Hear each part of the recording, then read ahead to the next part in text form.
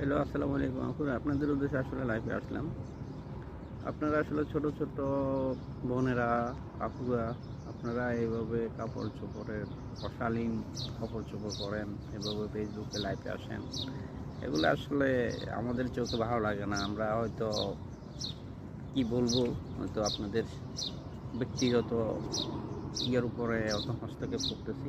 যাই হোক, ভালো লাগলে ভাইদের কথাটা একটু স্মরণ করবেন আর কি। ভাইরা কি বলতেছে, হয়তো আমি বেসিক্যালি তেমন কিছু করতে পারবো না, তবু আপনাদের উদ্দেশ্যে বলতেছি, আপনারা কাপড় চোপড়ে আর একটু সাবধান অবলম্বন করেন।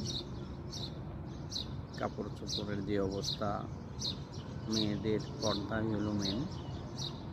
কারণ মেয়েরা তো মায়ের জাত, বোনের জাত, তো তাদেরকে তো অবহেলা করলে হবে না।